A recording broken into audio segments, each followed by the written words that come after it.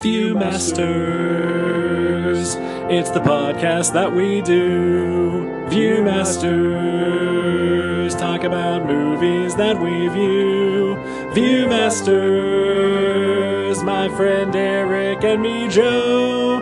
Viewmasters, hey, let's start the show. Hello, and welcome to the Viewmasters, episode 219, A Serious Man. My name is Eric.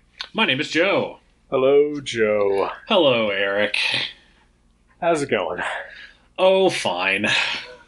Good to hear. How's it going for you? Life is a living hell. Okay, what else is new? Got him! 2020. Oh, God. We are all gonna die. Not fast enough. Ugh. Yep. Yeah. It's been just a fun-filled week since last we spoke. Yep. Is it getting worse every time? Seriously, every day. Every day is worse than the day before. Like, earlier this week, I was like, alright, cool, we've hit bottom. Like, this can't possibly get worse. And nope. Yeah. I went out to get comics yesterday, and while I was out, it got worse.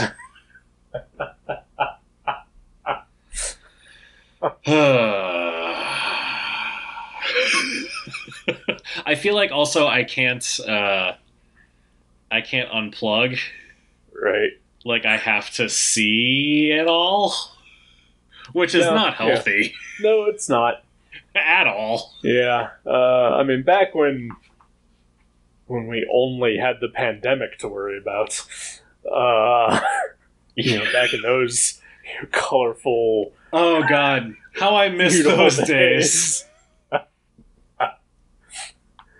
But back then, I was just like, I have to mute like all these words relating to the pandemic on Twitter because like it's too much. And that hasn't helped because people aren't using those words that I'm using. Right.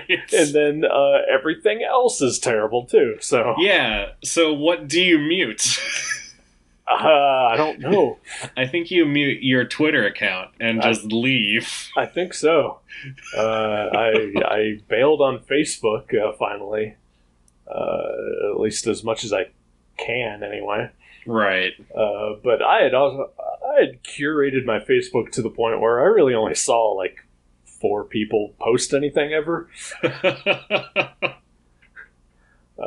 So, Facebook wasn't actually too bad, but, it is run by a white supremacist, so, right. I just prefer not to deal with it.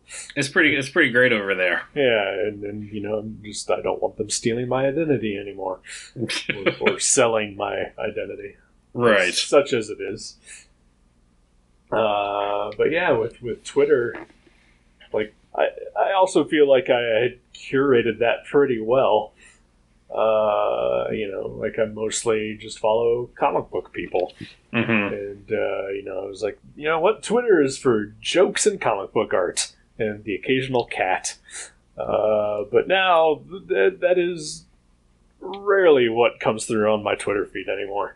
Yeah. I mean, that sort of, those days ended back in November 2016, unfortunately. Well, I mean, it definitely took a sharp dive. But, I still felt like there was some vestiges of that up until, recently. Yeah. But now it is definitely not anything that is there for entertainment anyway. Yeah. It's been stressful. Yeah, it is. But at the same time, like, I feel like I try to unplug every now and then. Yeah. But I also, like, I know that, I'm just a white guy, like I could probably very easily ignore all of this and it wouldn't impact me at all. Sure. So I'm trying not to because, like, If everybody did that, nothing would change. Right. So yeah, I get you there. I mean, and part of it too is, you know, a lot of the stuff that's going on in comics is sort of my job to cover. So right. like I have to pay attention to it as well. Like I could easily also just ignore all of this, but you know, it's definitely got a car wreck quality to it. Yeah. Where, you know, you want to look away, but you can't. And I understand that, everybody definitely needs to just take a moment once in a while. Yeah. But, you know, and the thing back when, I was muting pandemic stuff, it was more, I don't want to ignore this, but like it is too much. Mm-hmm. And I feel bad for blatantly trying to ignore it because I also want to stay informed. I want to be aware of what's happening in the world. Right. And to just completely ignore it would just be to invite ignorance. And I mean, ignorance is the underlying issue of most of the problems that are happening. Right. And I don't want to contribute and participate, in that matter. Oh, sorry. I thought. Sorry. Yeah. I thought you had more to say about that. No. Yeah. No. I think. Yeah. Definitely. Ignorance doesn't help anybody. But yeah, sometimes you do just sort of have to unplug for your own well-being. Like right. I think. Well, no, there have been a few nights this week where I've tried to unplug and just haven't been able to turn my brain off, and I really need to. Sure. So I'm thinking tonight I'm just, put my phone in the other room, put my laptop in the other room, and just leave it alone for, a few hours anyway, just to try and recharge. Yeah, I mean, it is, a position of privilege to be able to do that, but also, it is a necessity. I think everyone should be able to do that if they wanted to. Yeah. But, also don't openly invite ignorance. Definitely. A serious man. We are a couple of serious men here today. Yes, we are. Talking about serious topics. Yeah. On this serious podcast. On the Sirius Network. Wait, what? What? I have not received any checks. I got an email about it. Oh, man. They own all podcasts now. Oh, okay. Well, I guess that makes sense. It was bound to happen. Yeah.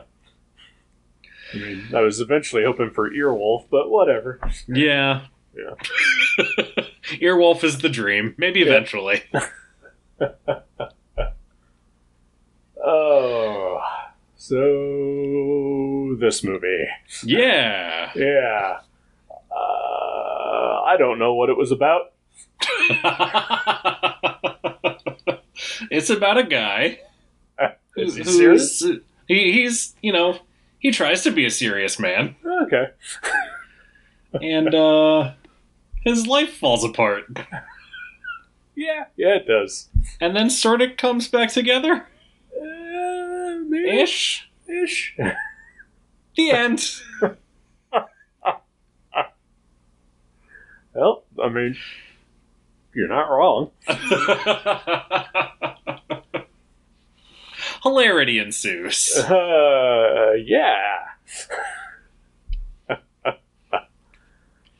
So this is a Coen Brothers movie from about 2009 or so. Yes. Wow, I didn't realize it was that old. Jeez. Yeah, everything's that old now, I think. Oh, right. Time has no meaning. Yep. This movie actually came out 3 days ago. I would not be shocked. While watching it, I did legitimately think this is from like 2015, at the latest. Right? But no, it's not. Perhaps because it's set in the 60s, so we didn't think about when this movie was made. I don't. That could be. I don't know. I don't know. Yeah, but it's one of the few modern Coen Brothers movies that I had not seen up to this point. So I was very excited when he picked it. Yeah, I hadn't seen it as well. I'd wanted to watch it for a long time, so yeah. I'm glad I did pick it. Yeah. And I also had zero idea about what any of this movie was going to be before watching it. And even after your very concise description, I'm still not quite sure. I knew it was about Judaism. That was it. Yeah, it does play pretty heavily into it. It does. Yeah. I felt like it had, and it's very basic beats, very much in common with last week's movie as well. Basically watching the destruction of a man's life. Yeah. I mean, we talked about how sort of mundane Locke was. Yeah. And this movie falls into that category as well. Yeah. I didn't expect it to, but that's a nice little pairing. Yeah. They pair well together. But yeah, his marriage is falling apart, and he's up for tenure and doesn't know if he's gonna get it, and maybe he's being blackmailed by or being bribed by one of his students. Yeah. Yeah, it's just a lot of sort of small problems that just add up for him. Yeah. And I loved it. I'm just gonna say it. Right. Loved this movie. I'm honestly not sure what I think about it.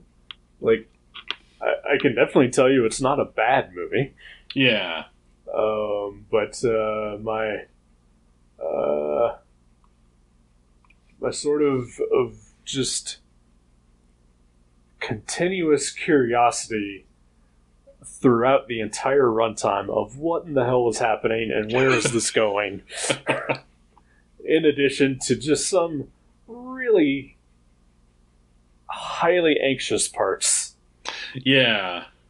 Just, left, and then with just the most ambiguous ending. Ambiguous non-ending. Yeah. Just left me confused and sad. Maybe a little angry. Oh no.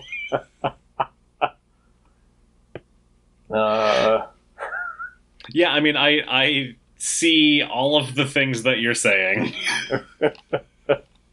And I loved it. That's 100% fair. Yeah, I loved the tone of it. I loved the feel, which I guess is sort of the tone. The humor. I laughed a lot watching this movie. I did laugh quite a few times, yes. It is a bleakly humorous movie. It really is. I liked how they use sort of repetition of just little things, like the kid's friend always saying "Give me that fucker" when they were smoking. Like, that made me laugh because it's so stupid. Well, kids are stupid. Kids are stupid. Yeah. And then the recurring "Somebody to Love" by Jefferson Airplane. Yeah. I really enjoyed. That's a very good song. It is a very good song. Or the kids' constant need for to watch F Troop. Yes. Channel 4's fuzzy again. Yep. every time we saw the kid just running to the door made me laugh. Oh. So I would so the main character is Larry. Right? Is that Yes. his name? Yeah. Yes. Played by Michael Stuhlbarg. Who I mean, yeah, the movie is essentially just a short snippet in which his life falls apart. But one would argue his life was not great to begin with. Yeah. Like, his kids are pretty fucking terrible. His wife, not so great. You know, what little we see of his class and his coworkers, you know, just everything's not going good for that guy. Yeah. And just for it to get worse is it just left me feeling with a deep pit in my stomach. It was impressive how much worse things got too. I guess that's the lesson of the movie, is like, no matter how bad you think it is, it's only going to get worse. What a bleak lesson. Oh, well, the Coen brothers, they are full of, you know, cheerfulness and hope. True. Yeah, I think, yeah, just sort of, it's been a while since I've watched a Coen Brothers movie, like an actual Coen Brothers thing. Like, I've been watching Fargo, Sure. which feels very Coen-y. Yeah. But obviously it's not, because they produced it, but they didn't actually make it. Right. So yeah, just, watching a Coen Brothers thing again, I just like how it feels. and the way that they write dialogue, and the way that Michael Stuhlbarg delivered it, like, he's great in this. He really is. He was fantastic. It's weird. I mean, you just mentioned Fargo. That's the first thing that I ever saw him in. I think he was in season 3. Oh, was he? Yeah. Is that the one with Ewan McGregor, where he plays the twins? Yeah, that's the one. That's the one that we've been watching. Okay. Yeah, he's. I think he's like the business manager for the rich twin. Oh, wow. Okay. Yeah. I didn't realize that was him. Yeah, I believe that's him, if I'm remembering correctly. And then, yeah, other than that, and then, 2 weeks ago when we watched Trumbo. Right. These are the only things I've ever seen him in. Or at least that I'm aware of. Yeah, we watched Call Me by Your Name a few weeks ago, and he's in that as Timothy Chalamet's father. So not a huge role, but he has some pretty meaty scenes in that. And yeah, I think that might have been the first thing that I'd ever seen him in, or at least that it registered to me, like, hey, that's Michael Stuhlbarg. You've heard of him before. But yeah, just between that and Trumbo and this, I really like him. Yeah, he is. He's a dynamic actor. Yeah. Yeah, he is fantastic in this movie for sure. Yeah, he did like this, like, he just seems bewildered a lot of the time in this movie, and it's so perfect. It is. I mean, he definitely was capturing my mood throughout. Because while I was trying to figure out what the fuck this movie was about, he was trying to figure out what the fuck is happening to his life. I feel like I was just along for the ride and loving every minute of it. I mean, it's definitely worth watching. If anything, I would say it's worth watching to see Richard Kind not play an entirely Richard Kind-like character. Yeah. I mean, he's kind of annoying. Well, sure. I think that's just Richard Kind. Yeah. But he's not super loud. Aside from when he's in the bathroom. Sure. Like, for a little bit, I thought that we were never actually going to see him. Like he was just going to be in the bathroom the whole time shouting, "I'll be out in a minute." I mean, I think, this is maybe the first time I've ever seen him act. Because I've seen him in hundreds of things, but he's always the same guy. Right. Yeah, I feel like he's just a quieter version of that in this movie. Sure, and it's great. It is pretty great, yeah.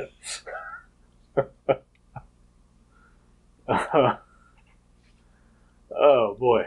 Yeah. The most baffling part to me, I guess, is the very beginning. Which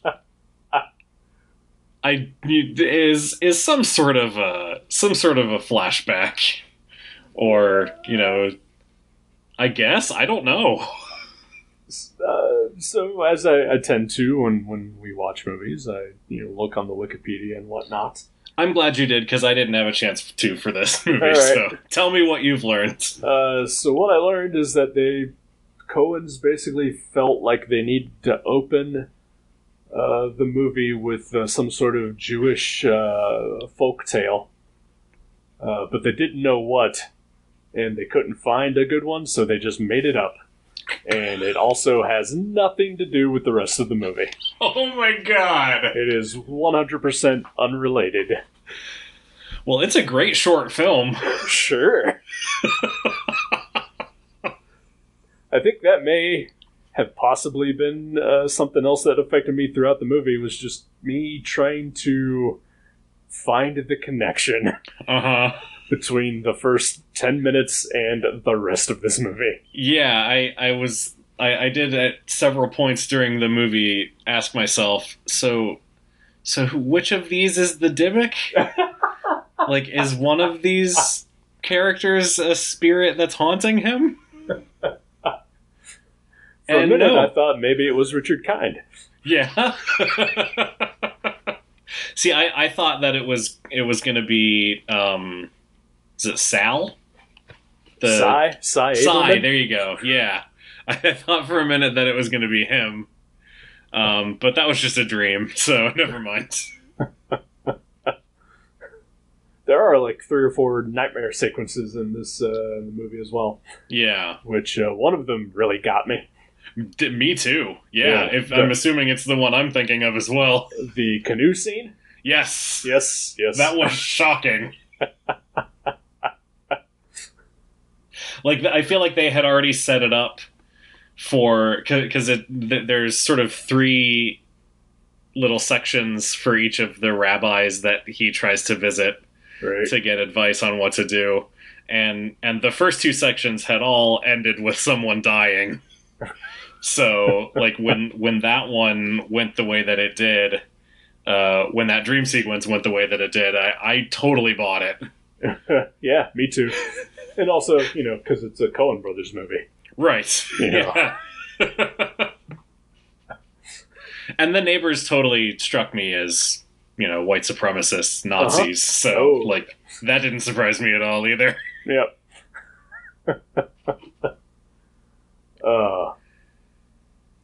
Yeah. Oh, boy. I don't know what else to say, because, I mean, it honestly does not have much in the way of plot. It's true. It's pretty straightforward, just character driven stuff. Yeah. Like I said, so this guy's life sort of starts to unravel, and then it basically follows him seeking guidance for what he should do. And then, things happening and him reacting and the guidance changing and yeah, it's, it's not a super complicated movie. It just plays out and you're left to make of it what you will, I guess. Right. Yeah, I think that's, honestly, yeah, what it is that, I mean, I honestly feel like the section where he talks to the one rabbi who tells him the story about the teeth. Yeah. I feel like that is ultimately, just the summation of this movie in its entirety. Is just that sometimes weird shit happens and then you eventually move on. That's a really good point. Yeah. Like when he asked what the point was of telling the story, since the story doesn't really have an ending. Like I hadn't considered that. That makes a lot of sense. And I think even now, like thinking about it, the fact that this movie doesn't have an ending, feeds into that as well. Yeah. See, I look at it as a parking lot. If I'd never seen a parking lot before, it'd be amazing. And I'd never seen this movie before. So it amazed me. That might have been like that scene where he's talking to the junior rabbi, or the scene where his son's bar mitzvah where he's totally stoned. Like those are tied for my favorite scenes in the movie, I think. I really did love the bar mitzvah scene. That was amazing. Oh boy. Also, the thing that kept occurring to me throughout the movie was that being Jewish seems like it takes a lot of work. It does seem like a lot of work, doesn't it? Yeah. Which is fine. I mean, I feel like any religion, probably, if you want to do it properly, takes a lot of work. Sure. Yeah. And I am definitely not a religious person. And neither am I. I did grow up Catholic, so I'm familiar with a lot of the ritual around that. And yeah, it is a lot of work. Yeah. A lot of stuff to memorize.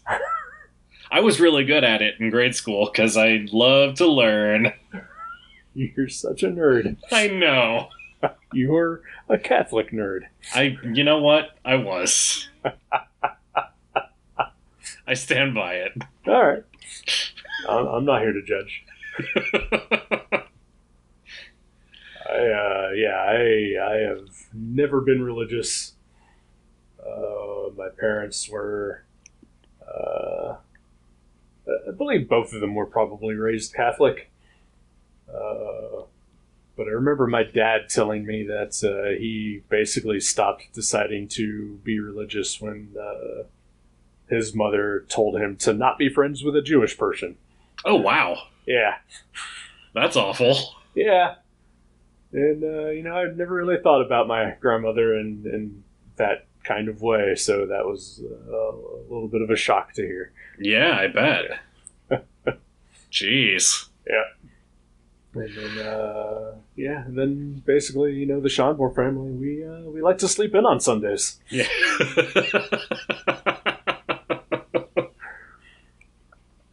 Yeah, I always think of the episode of The Simpsons where Homer decides not to go to church on Sunday with the rest of the family. And while they're all at church, he's lounging on the couch and he says, "Boy, everybody's stupid except me." He's right. That's what I swear I think of that every Sunday morning when I don't go to church. Everybody's stupid except me. I think that ends with him burning the house down. I don't remember. The point is... Something like that, yeah. The point is, don't go to church. Oh, except for the people who go to my church because they pay my salary. Right, yes. Please continue to attend the Schonborn Church of the Savior, whatever it's called. Yep, that's it. Wow, got it in one. I can't believe it.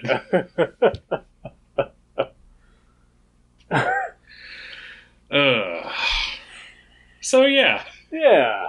Yeah, I guess I don't have a ton more to say about it either. I just really enjoyed watching it. I think it's probably one of my lesser favorite Coen Brother movies. Yeah. But at the other end, it's a Coen Brothers movie, and they've never made a bad one. They just make some less good ones. Yeah, it's like saying this flavor of ice cream is not the best ice cream I've had. Right. But it's still ice cream. Well, I mean, there are some really shitty flavors of ice cream, Joe. All right, name them off. Tell me your least favorite ice cream flavor. Rocky Road. Oh, disagree. Butterscotch. All right, I'll give you that one. Pralines? I like pralines. Yeah, hate that.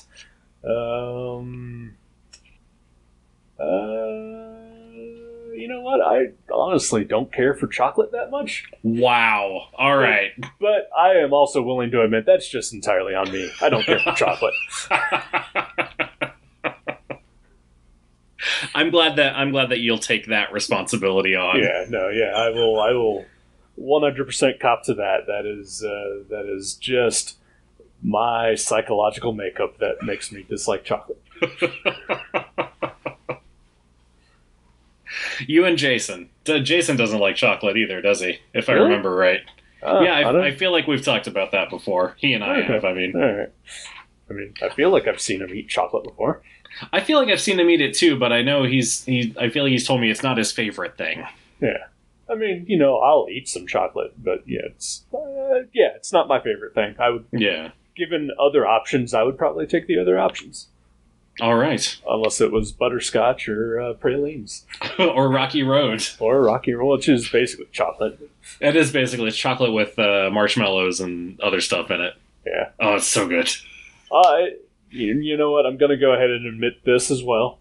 I may have something psychological about Rocky Road too, because the one time that I ever had it, I vomited terribly afterwards. Oh, so that would do it. Yeah. Yikes. I'm sorry. It's all right. Not your fault. It wasn't my fault. I poisoned it. Oh, damn. Yeah. Can't believe you did that when I was 7. You know what? I was a mischievous fetus. Oh, I'm not 7 years older than you, am I? I don't know. How old are you? I am 37. I'll be 42, so... Okay. All right. Yeah. So I was a mischievous 2-year-old. All right. Which actually I was a mischievous 2-year-old, so I wouldn't put it past me. I think everyone was. That's why they call it the Terrible Twos. What? They call it that? Yeah, I think so. I've never heard that. Really? Yeah. Okay. No, I've heard that. Okay. Yes, and me, damn it. Oh, it's been a rough week, Joe. I know, man. It really has. For a couple of serious men. Oh, fuck. We are too serious. Yes. Why so serious is what Jenny always says to me. I just can't help it. Yeah. So I already warned you. I don't have anything good to recommend this week. Right. Well, I will tell you the thing that has brought me the most joy this week. Okay. And every week that it has been released is a comic book series by Matt Fraction and Steve Lieber called Superman's Pal Jimmy Olsen. All right. I do greatly enjoy that series. It's probably my favorite comic that's coming out right now because it's so fucking funny. Right. Like, comics generally don't make me laugh out loud. Yeah. But I laugh out loud at least 3 times every time I'm reading an issue of Jimmy Olsen. It's so great, and there was a new issue this week, and I really needed it this week. That's good. So yeah, that's my recommendation. There's only one issue left, unfortunately. I wish it would go on forever. Yeah. But it has been just a perfect series, and yeah, I love it so much. Yeah, it has been pretty great as far as I've read in it so far. So, and I frequently think about the cover where Jimmy is inside of the bat armor. Yes. And it makes me laugh uproariously. Every time. It's so good. And that's just the cover, folks. It is just the cover. There's more of that where that came from. Right?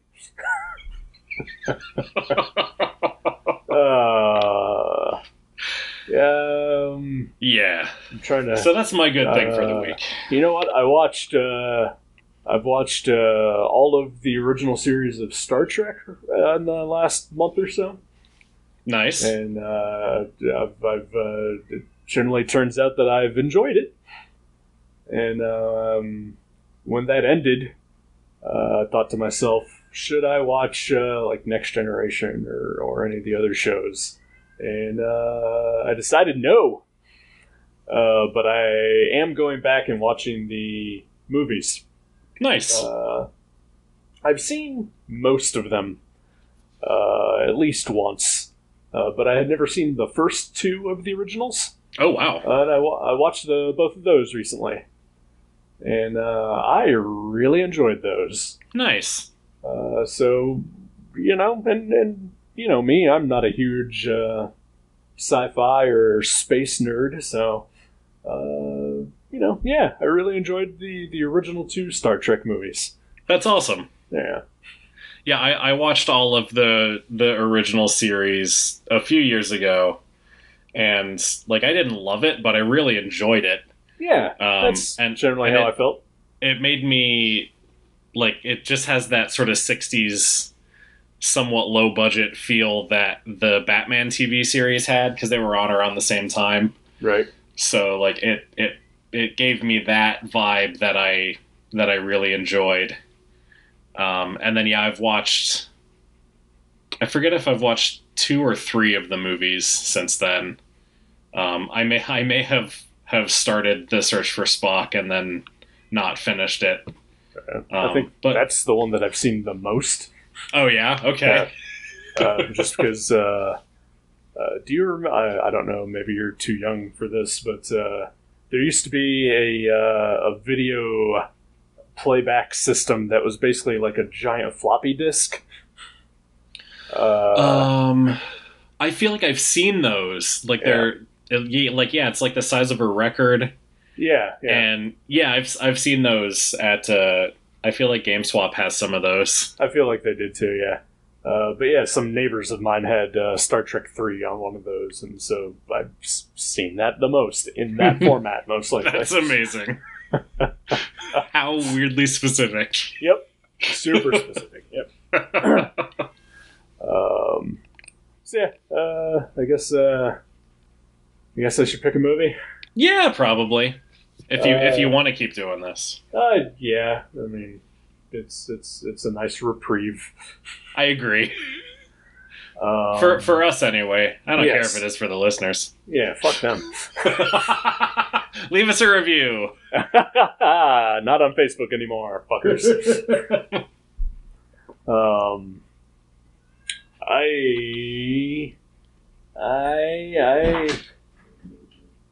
I am going to pick a movie I've never seen before. Okay. That is on Netflix. Okay. And hopefully it is appropriately dumb. Okay. I'm picking Tremors. Okay. I've never seen that before either. Alright, Kevin Bacon. Yeah, that's it's from the 80s, right? Yes. Alright. Yeah, it's about underground worm creature things. You know, I feel like I see people on Twitter talking about how much they like that movie, so yeah. I don't know if that's ironic or not, but I guess we'll find out. Well, yeah, find out for sure. Well, awesome. I'm excited to watch that. All right. Well, sounds good then. I have to go let a cat out of the bathroom. Perfect. Let that cat out of its bag. Yep. All right. We'll talk to you next week for Tremors. All righty. Goodbye. Goodbye.